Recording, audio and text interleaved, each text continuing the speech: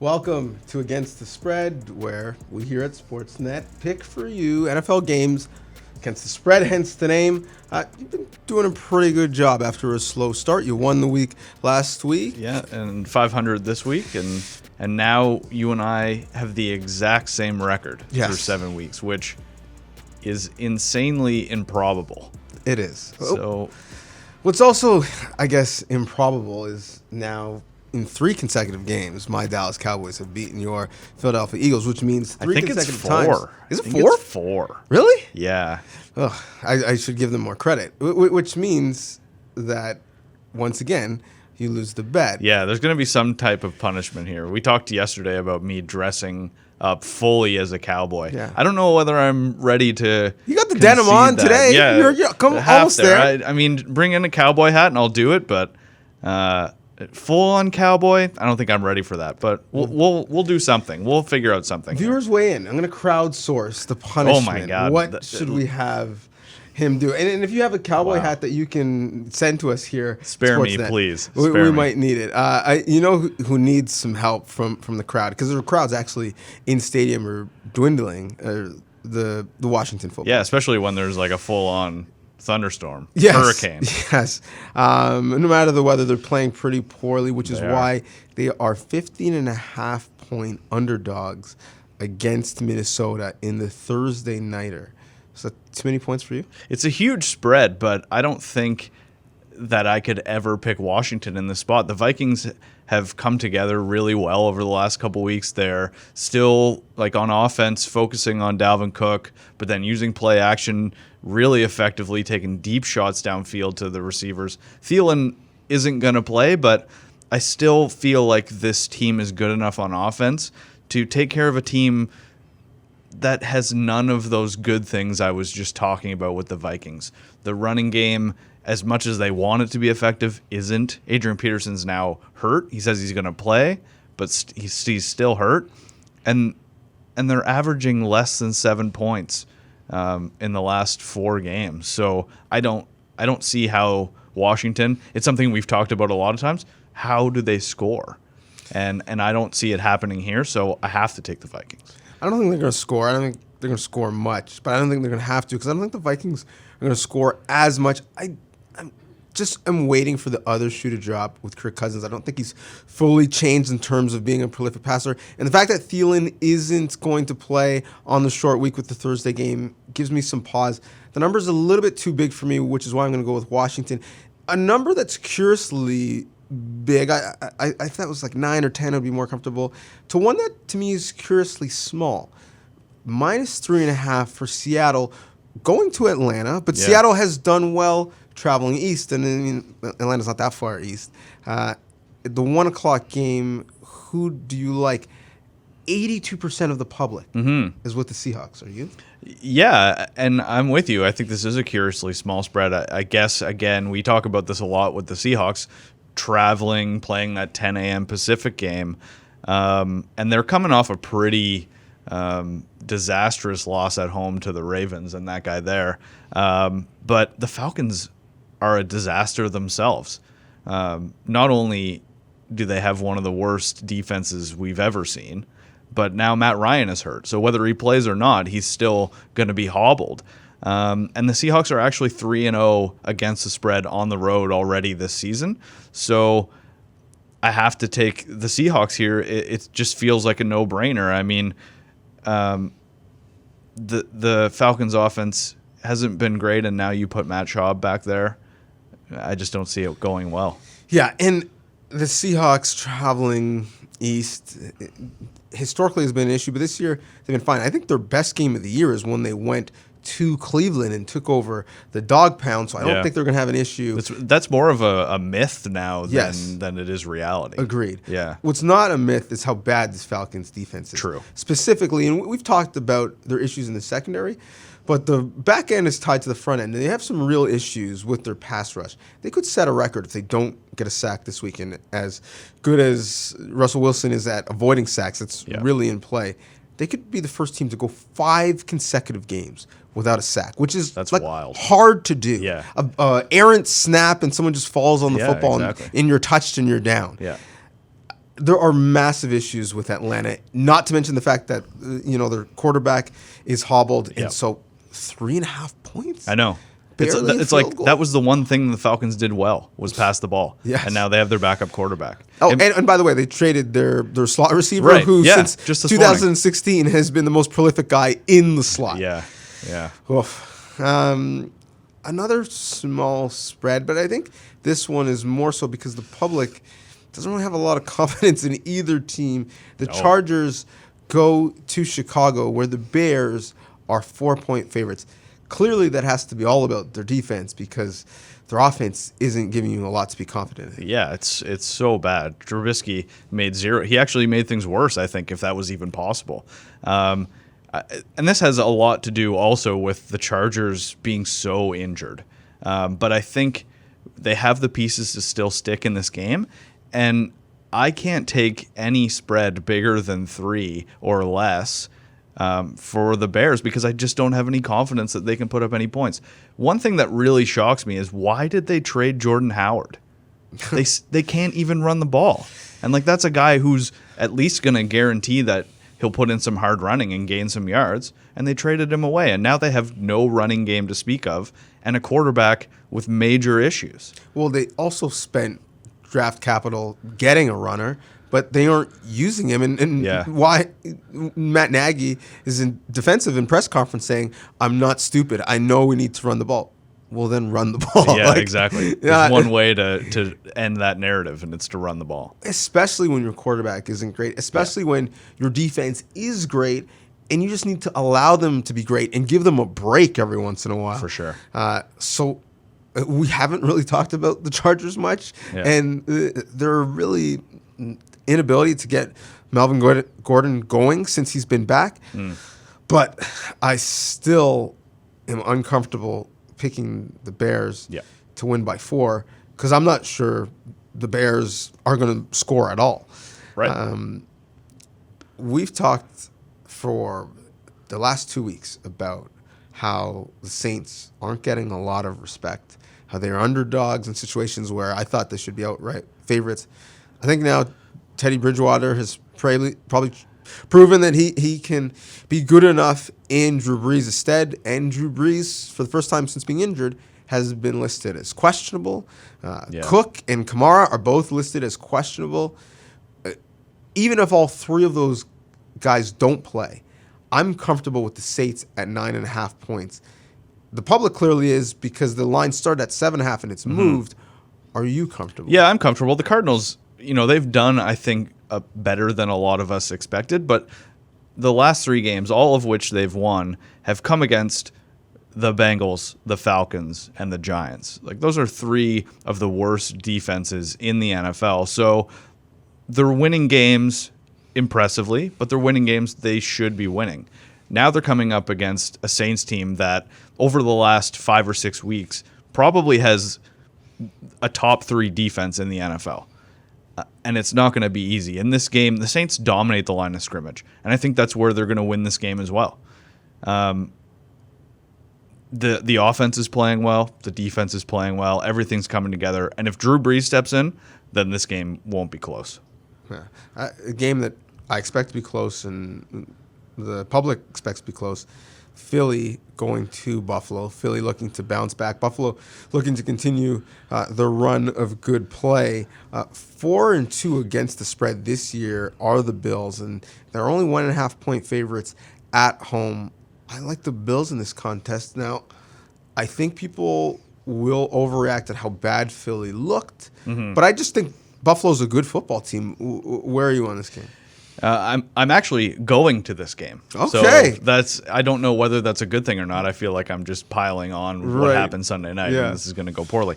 The Bills, they didn't play all that great against Miami. The defense was a little suspect against Fitzpatrick, which really surprised me. But they got turnovers when they needed, and they ended up winning the game. This has been a roller coaster season for the Eagles, because 1 second you feel good, it looks like they're bringing it all together, then the defense looks terrible, and now I'm really worried about that offense. It has no explosiveness, no answer to going down. So against a defense that I think is a top 5 defense, I just have no faith in the Eagles offense to be able to put up any points. So I'm with you. I think the Bills as 1.5 point favorites is a pretty easy pick for me here, unfortunately. Let's look at Tennessee, Tampa. Titans host the Bucks. Actually, and the Titans are 2.5 point favorites at home. Who do you like? I think I like the Titans here. The Titans, like I said last week, they play good defense at home. They probably should have lost that game to the Chargers, but there was a lot of drama on the goal line with the seconds winding down. And the Bucks, for me, it comes down to Jameis Winston. And we thought maybe he had turned a corner with Bruce Arians coaching him up, but he is the same quarterback. Last time we saw him, he turned the ball over a bunch. And if it was any more than 3, I would be a little bit hesitant. But with it being 2.5, I think the Titans can win this game by a field goal. Yeah, I actually going to pick the Titans. I don't have confidence in either quarterback situation. No, it's one of those games where don't bet on it if you have to make that choice. Yeah, both teams who in the same year, not long ago, at the top of the draft picked quarterbacks, and I think they're going to be close to the top of the draft again picking quarterbacks. But I do have faith in the Titans defense, who is top third in the league in most defensive metrics, and that's why I'm going with Tennessee in that game. Yeah, that'll be the difference there. Evidently, the public now has a lot of faith once again in the Rams. Bounce back. They make the trade for Jalen Ramsey. He makes his presence felt almost immediately, forcing a fumble. 13 points. Is this more about the Rams at home or Cincinnati? Yeah, I think it's about Cincinnati. I think Cincinnati is if the Dolphins aren't as bad as they are this year, we're talking about the Cincinnati team as one of the worst teams we've seen in a long time. They're 32nd in rushing offense. They're 32nd in rushing defense. And Andy Dalton just has nothing to work with A.J. Green out as well. Last week, there was a 6-snap sequence where he threw 3 interceptions. Things are just really bad there. So the Rams offense was fine against Atlanta. It wasn't all that great. They took advantage of some sloppy play. And I think they'll do the same here. We might not see a great showing from the Rams, but I think we'll see one that's definitive, and I think they win by more than 2 touchdowns. Yeah, to me, this game is just all about the superior talent on the Rams side, especially with A.J. Green not playing. And I've said in this space before, and I'll say it again, until he comes back, I am not comfortable picking the Bengals in any scenario. And let's just do a thought experiment. If we were just picking best players between the guys on either side who are going to take the field on Sunday, how long would it take before we picked a Cincinnati Bengal? It would be a long time. It would be a long time. The one guy that comes to mind is Geno Atkins, but then you've got Aaron Donald on the other side. So still, it's really tough. I don't know that there is one player. You just end up picking the entire Rams team. Yeah, Boyd maybe because he had a great year last year. Maybe, yeah. It's been disappointing this year in his last 2 games. Has 4 drops. Only had 3 all of last year. And Dalton, 4 of interceptions have been to Boyd. So he's struggled becoming the number 1. That roster is so devoid of talent. Yeah. Outside of Atkins and Mixon. Yeah. That's pretty much it. And that's why I like the Rams in this spot. This line is actually a little surprising as well. The Colts -6 favorites at home hosting Denver. Where are you going in this one? When Patrick Mahomes went down on Thursday, my thought, and I'm sure many other people's thought, was this is a chance for the Broncos to jump here. This is the time. If there was any time for the Broncos to show us that they're a legitimate team in that division, this is now. And then they promptly fumbled the ball, and the Chiefs scored a defensive touchdown. And then they went on to have one of the worst offensive games we've maybe seen all year long. I don't know how they had 1 or 2 third down conversions. It was really bad. And the Colts are rolling right now. They're getting healthy on defense. Jacoby Brissett is playing probably the best football of his career right now, and the offensive line for the Colts is nasty. So a touchdown? Yeah, I'll take that, especially after beating the Texans this weekend. Yeah, this line should be more than 6 points for me, which is why I think 70% of the public is it seems like an easy one. The Colts, and it actually started at 4.5 points, which is even crazier. So hopefully you got your bets in early, because I think it's going to continue to move. For sure. Look at the quarterbacks. Look, Joe Flacco, name alone, because he has a Super Bowl ring on his mantle, he's far from that player. But more importantly, he's far from the players that were around him when he won. Jacoby Brissett, even though we've seen him as a career backup, is playing really, really good football. So much so that when is the last time someone mentioned the fact that Andrew Luck just decided to retire on the eve of the season? They're not. The Colts are really good, and I think that's where you need to give a hat tip to Frank Reich, because that is really great coaching, and everyone's talking about Sean Payton as coach of the year, and I think that's well deserved given what the Saints have done without Drew Brees. But Andrew Luck retired, and now this team is leading their division, and they don't look like they're slowing down, and that says a lot about who Frank Reich is and the kind of coaching they have on that staff. Well, I'm going to throw another name in the hat for potential coach of the year. Can I get some Kyle Shanahan, potentially? Yeah, he deserves some love. Yeah, goes back into Washington, and basically when asked, well, what did you like about Washington? He was like, coaching with my dad. Anything else? Nope. That was it. Put a beat down on them, and now he's got his team favored at home by 5.5 points with the other Kyle that is taking the league by storm. Kyle Allen starting again for Carolina, coming to town.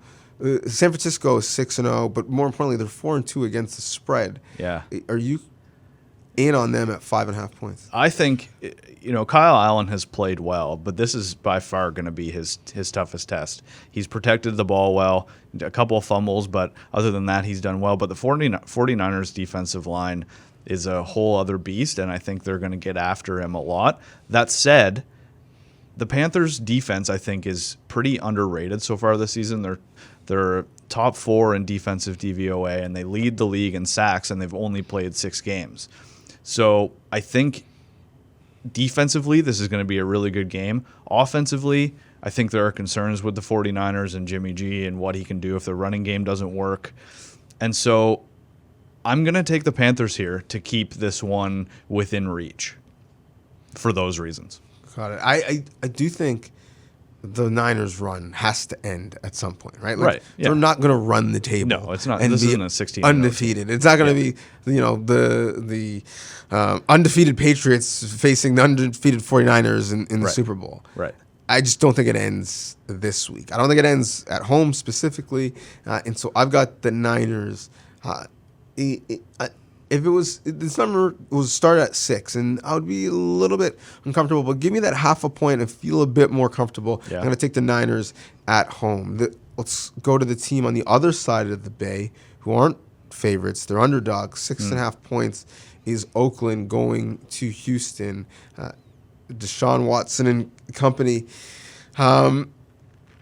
It's number started at 7. It's now 6.5 points. Still, 63% of the public are with the Texans. Are you? It's one of the toughest picks of the week, I think, because from week to week, we don't know what Houston team is going to show up. We pick against them, then they put up 50 points, and then we finally jump on the bandwagon, and then they go to the Colts, and they competed, but they didn't cover. So I have a really tough time figuring out who this Texans team is. That being said, the Raiders have one of the worst passing defenses in the NFL right now, and just on Monday traded away a former first-round cornerback, Arian Conley, who wasn't playing well, but is a player in the secondary. So now they go into Houston with a depleted secondary against Deshaun Watson, who no doubt wants to prove that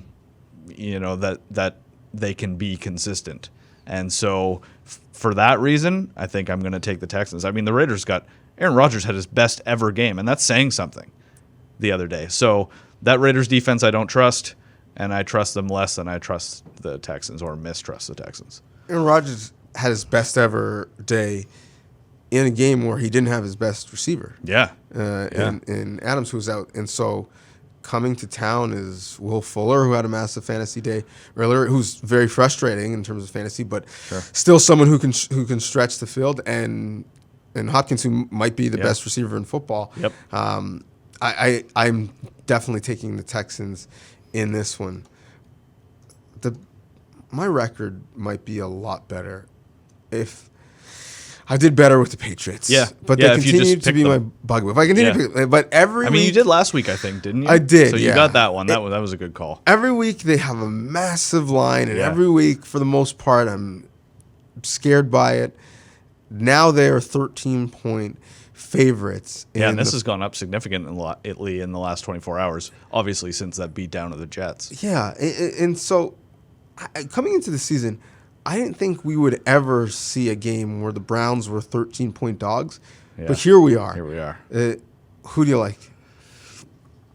I want the Browns to be good. That's how I'm going to start this off, but this is not going to be the game where they turn it around. The Patriots defense feasts off turnovers. That's what they do. They have 22 turnovers so far this season, and that includes 10 in the last 2 games, 6 Monday night alone. The Browns offense has turned the ball over a lot. Only 2 other teams have turned the ball over more, and Cleveland has turned the ball over 8 times in the last 2 games. That means the Patriots are going to dominate this game. I'm going to take the Patriots. There's all this hype with the Browns coming into the season, Super Bowl contenders. They may push for the top seed overall in the AFC. If they lose this game, I know we're not yet in November, but if they lose this game, they may probably going to lose the division because the Ravens have gotten off to a great They'd be start. 3 games back at that point. It's over. And if they're not winning the division, they're not making the playoffs because they're probably not going to be able to get a wild card, again, already with 5 losses on the docket. So I do see Bill Belichick, king of petty, going into Cleveland, this new start franchise who people thought was going to be the end of the dynasty, a franchise that he once coached at. Yep. I do see him totally just pouring it on. Oh, and by the way, for a second-round pick, they got a slot receiver. And their defense is historically one of the best in terms of taking the ball from you. It's crazy what they're doing right now. Yeah. It's historic. I saw the Patriots have allowed 48 points, but the Patriots defense has only allowed 27. Yeah. That's less than 4 a game. And they've got 5 times as many interceptions as they have touchdowns against. That's crazy. When there's a player who has a very obvious to everyone weakness, right? Like Baker Mayfield struggles with pressure. Yeah. His passer rating while under pressure in the last 8 games is 1.6. That's not good. Wow. It's the worst in the NFL, obviously. Yeah. Give that information to Bill Belichick. Yeah. Long day. So for sure. So the Pats at home 13. You're gonna do it. I'm fine with that. Like it. Where shall we go next? Why don't we do a team that was getting some big lines, and that's not the case with Patrick Mahomes being banged up. Yeah. KC, who's an underdog at home by 4.5 points to the Packers, who come in with Aaron Rodgers putting up 6 touchdowns, 1 rushing and 5 passing. Mm-hmm. I as you know, and everyone here knows, I'm an Eagles fan, and I was an Eagles fan throughout the McNabb era, and McNabb got hurt a lot. That happened a few times. So I've seen Andy Reid get the most out of backup quarterbacks. So I'm not as concerned. AJ Feely. Ty Detmer. Yeah. Kevin Cobb. Yes. Kevin Cobb. And then, late career, Jeff Garcia won us a playoff game. So I'm not as concerned about Matt Moore. I think with the weapons, Tyreek Hill, get the ball into that guy's hands, and this team will still score points. But I am super concerned about that defense, which showed up against the Broncos, but I don't think that's saying much. And now against a Packers team, which looks like the offense is fully coming together, is only going to get more healthy, has a run game with 2 really capable running backs, and Aaron Rodgers at his best. The Chiefs lost their last 2 at home with Patrick Mahomes. Now they don't have him, and I got to take the Packers. Yeah, the Chiefs might lose this game, but I don't care. I just need them to cover. And 4.5, I think this is going to be a close Think game. they keep it close? I do. I think this is a field goal game. And Wow. I love me. So you really like Matt Moore? Not really. I'm just not sold yet on the Packers. Their defense is great, and Aaron Rodgers had a breakout performance, but he's still throwing to, Lazard and Allison, guys who aren't necessarily household names, and that's why I don't think that this is a game that they're for sure to win. I think it's going to be a close game either way. So I love me a home dog. So if you're giving me one in a big spot, I'll take the Chiefs. Wow. And the Monday nighter, not a great game. No, it's a bit of that's a bit of a dog. Yeah. As they have been for a while. I'm not really sure what ESPN and ABC have done to be stuck with terrible Monday night games. So let's run through some of the other games that weren't all that good quickly. Bucks Titans, who you like? We did Bucks Titans. Oh yes, we did. Already. Sorry, we weren't supposed to. But I have a terrible memory. Jets Jags. So I think we'll go to Jets Jags. Who do you like? I actually like the Jets here. I think the Jets are probably a team somewhere in the middle of what we saw Monday night against the Patriots and what we saw in that win over Dallas. They're just like a medium team, good defense, offense is terrible, and that's kind of where the Jags are right now too. So I like the Jets to keep it close in Jacksonville. I actually like the Jags in this, and I'm going to jump ahead, but that actually is going to be my bronze pick. Really? Sam Darnold looked lost, and granted, it was against he was seeing Patriots. Ghosts. He was, but I think Minshew is took another step last week, and so I'll take the Jags. Giants at Lions. Who you like? I'm going to take the Lions. The Lions have had some really bad luck over the last few weeks, and this 3-game win streak has basically put them out of the playoff conversation in the NFC, given that 2 NFC North teams are probably going to make the playoffs. But they have been playing well, and they've been in these games, and Matt Stafford is playing really well. They're without Kerryon Johnson, so that's a bit of a worry, but because of the way the Giants are turning the ball over with Danny Dimes and the way that the Lions offense is playing right now, I like the Lions at home to finally, get that monkey off their back and win a decisive game. Matt Stafford is playing really well. He is, yeah. He's someone who, in most fantasy leagues, wasn't actually drafted to start the year. He could end up leading the league in passing because Mahomes went down. And Danny Dimes, in prime time, in a big spot, early in his career when everyone cared to see how he would do, he fared well, won in OT, but since hasn't really been all that great. So he turns the ball over a lot. I'll take the Lions. And then that terrible Monday nighter that we mentioned. Dolphins at Steelers, 14.5 points. I know. For the Steelers. Yeah, I know. I think... I don't know where this comes from. I was going to say, I think it comes from that hot start. The last time we saw the Steelers, they went up big on the Chargers. But I just don't like that spread. I don't. And I think picking the Dolphins for you worked last week. I'm going to follow in your footsteps, and I'm going to take the Dolphins. I'm going to regret this. I'm predicting that now. Well, that's my lock of the week. Is that I'm going to regret making this pick. Well, we can regret it together. I'm going to pick the Dolphins also.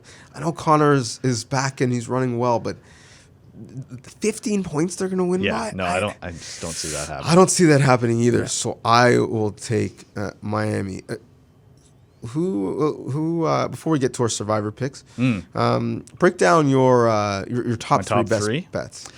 For bronze, I'm going to go with Packers over the Chiefs. I just think that the defense of the Chiefs is really going to struggle here, and I like the Packers to win by a touchdown on Sunday night. My silver is the Colts over the Broncos at home. That's a pretty easy one for me. And then my gold last week was against the Falcons, and I'm going with a team against the Falcons here. I like the Seahawks to win big in Atlanta. Well, we have the same gold because I have the Seahawks as well. I already told you that my bronze is the Jags. Yeah. And my silver is New Orleans. I know the number it's a big spread. Is big, 9.5. But David Johnson hurt. Chase Edmonds has looked really, really good. But I don't think with New Orleans getting healthy, I think I like them to cover. I like them to cover even if they don't get healthy. That Saints defense is a different beast than what the Cardinals have faced. Especially at home. Yeah. Which brings us to our survivor pick. Yeah, who you got? I'm going to go with a home team on Monday night. I'm going to go with the Vikings. I think on Thursday night. On Thursday night, yeah, sorry. I think this is the right time to pick the Vikings if you're still in your Survivor, because they're playing probably the best that they'll play all year, and they're coming up against a Washington team that, you know, it's as worse as it's going to get. So I like the Vikings to win at home, and I like them to cover the spread, as we talked about earlier. We have a lot of consensus this week because the Vikings are my Survivor as well. I think you're going to hear that annoying horn a lot on Thursday. Yeah, it's going to be loud. They're going to get after the passer. That crowd's going to be into it. And so I didn't think that they would cover. I do think that they are going to win at home, and that's why I'm comfortable with the Vikings. But let us know what you think. Who do you have as your best bets? Who are you choosing in Survivor this week? Just don't tell us if other people who are in your Survivor pool are also picking, because you're giving away your trade secrets. Yeah, but more importantly, how did we do? Let us know. Thanks for watching.